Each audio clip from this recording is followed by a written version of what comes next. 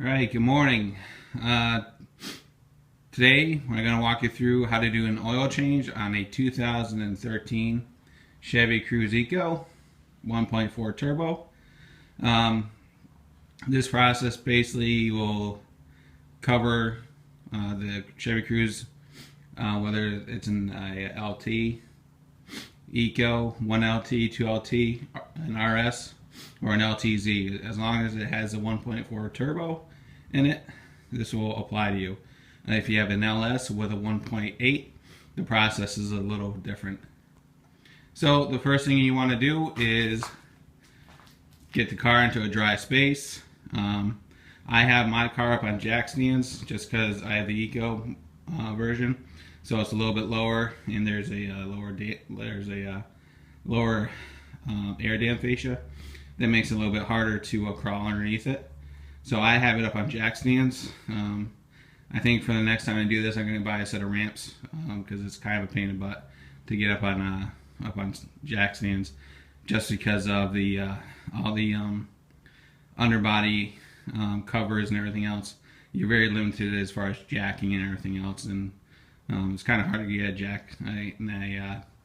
One of your traditional big jacks underneath there to lift it up without running into interference. So anyway, get your car up on jack stands. So the tools you're going to need are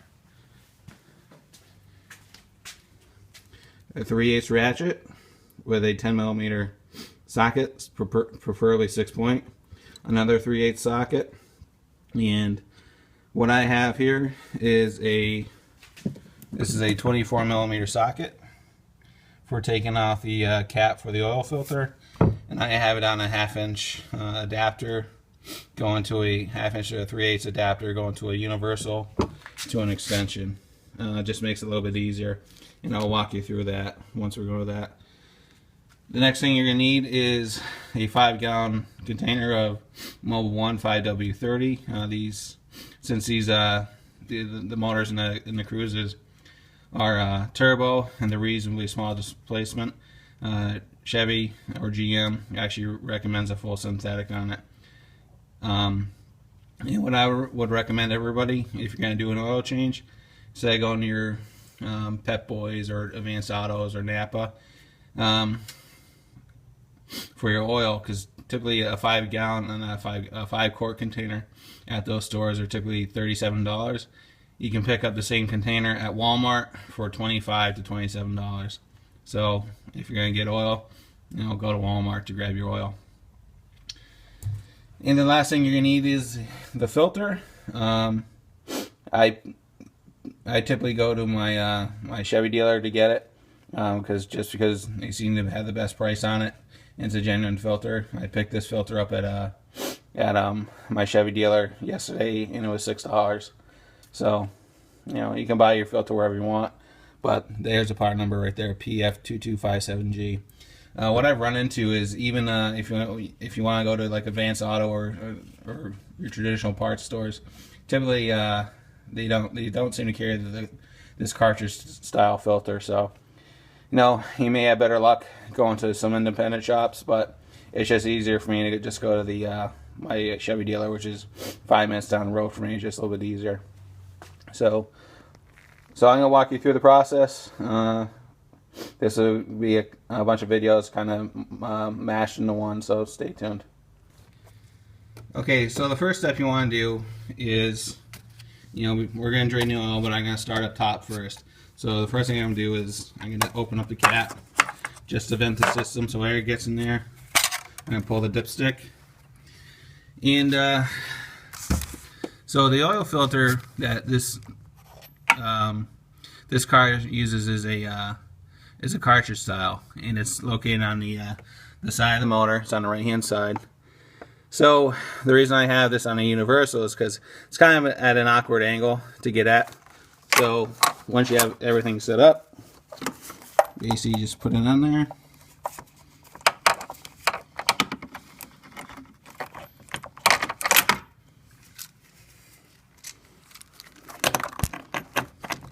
I'm working with one hand, so it's kind of hard getting this lined up. Alright, So now that it's on there, I should have just left it on there.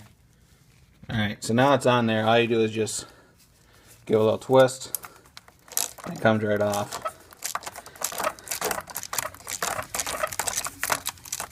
So once it's loose, reach down and then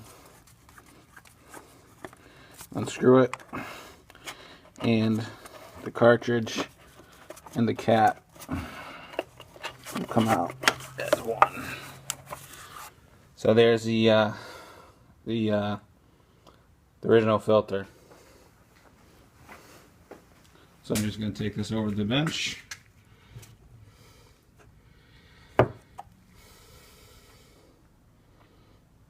Alright, so I went ahead and removed the old filter from the cap.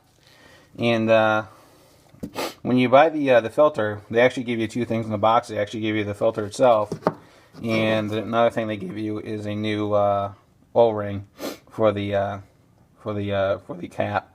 So just grab a pick, take it off, and then go ahead and put it on there. And if you look, the way this cartridge style filter fits into the cap is there's just a little retention prong on it, and it basically there's a receiving hole in the cap, and all you do is it's just in there with a friction fit. You just put it in there, line it up, press it in, and now it's on there. Good. So all I do now is basically just go ahead and replace it into where it came out, and I'll show you that in a second. Okay, so now you're going to take your new assembly. You're just going to slide it into the back to the housing on the engine, and you're just going to run it down so it's snug. And what will happen is the O-ring will start to compress. And at this point, what you want to do is want to grab your socket again.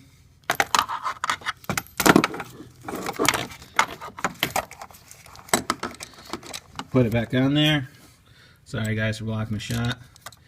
And now you're just going to tighten it. It doesn't have to be super tight. Again, it's just like an oil plug. You don't want to be trying to stop the rotation of the earth with it. So once it's snug, just give it a little bit more, and that's it. So then you just pull it off. So now that's basically you're done on the filter part. So the next part is going underneath the engine and removing the 10mm drain plug and draining the oil. So I'll show you that next. Okay, so now we're underneath the car. I figure I would show you where the jack stands are. So basically, I have them underneath the engine cradle, which is probably one of the stronger points in the car. Some may argue, but again, with this Eco, you kind of limited as far as your jacking points, because the car is just covered with these covers underneath. So you're very limited as far as where you can put jack stands and everything else. And I traditionally don't like using pinch welds underneath rockers there, because every time I've used them, they've either wrinkled the rockers or deformed it. So I try not to use the pinch welds when I can. So as far as the drain plug for the oil, it's right there. It's right next to the flex joint for the exhaust, and it's a 10mm. So let's see if I can get this on here.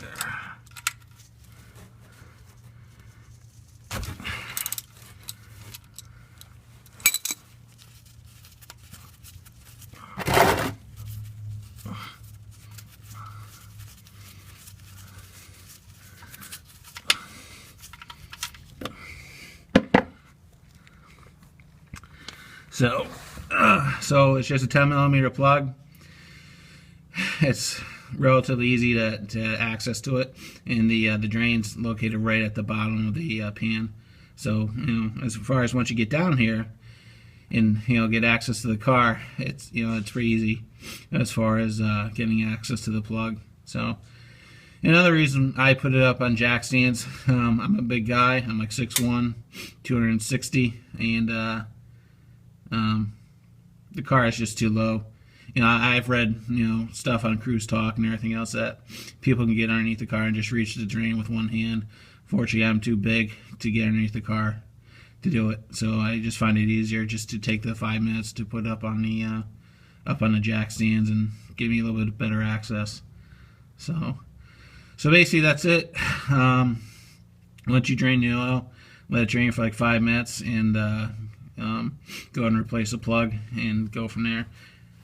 It's all in all, it's as far as once you get access to everything, it's a fairly neat job. There isn't really a risk of getting oil all over yourself or anything like that. Some cars, I know the access to the oil plug and the filter, can sometimes you have to be a contortionist to get access to it, but for this car it's relatively easy. So alright, so once this is done draining, I'll go to the top and show you where to fill it and everything else. Thanks. Okay, so now we're at the point where we want to fill it.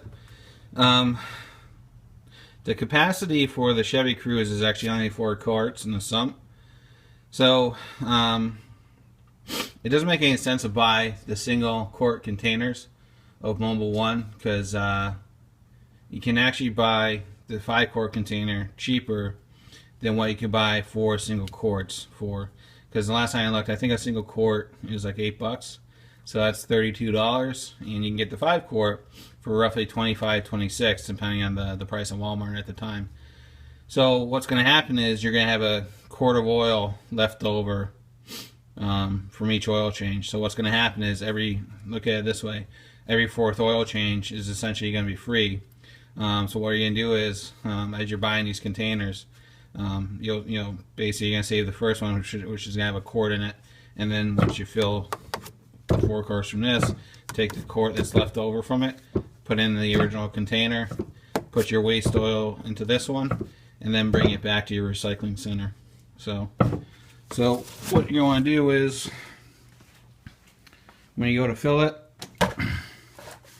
grab a funnel, because the fill cap is right underneath the cam, and you definitely want to use a funnel in here, because otherwise you just make a mess. Because even with a funnel in there, it's right up against one of the cam bearings, so it's really hard to even get a funnel to stay in there. So basically you're going to do fill it up with 4 quarts and check it, and I'll show you how to reset the oil life monitor on it. So keep watching. Alright, so now the oil's in the car. So if you look on all these, well, can't say for any of the other ones, but I know on these Mobil 1 jugs, they have these volume indicators built into the side of the jug. So basically, you know how much oil is left in the jug. So here we are. There's 1 quart remaining, and there's my other one from when I did it 5,000 miles ago. So I'm just gonna add that to this, and so when I originally said the 4th one was free, actually the 5th one's gonna be free. So we'll have 3 additional oil changes, and by the time we do through 3 more, we'll have some of the leftover oil into it. So the 5th one will be free. So the next thing is I'll show you how to reset the oil maintenance monitor on the car. Stay tuned. Okay, now that the oil change is complete, what you want to do is go ahead and reset the oil life monitor on the engine. One thing I forgot to mention is, you know what, if you're going to put your car up on jack stands like I did, use some common sense. Make sure you set the parking brake or put a block behind the rear wheel, because if you're on a little bit of an incline, you may have a chance that the car is going to roll away on you. So at this point, all you got to do is get into the car, go ahead, start it up,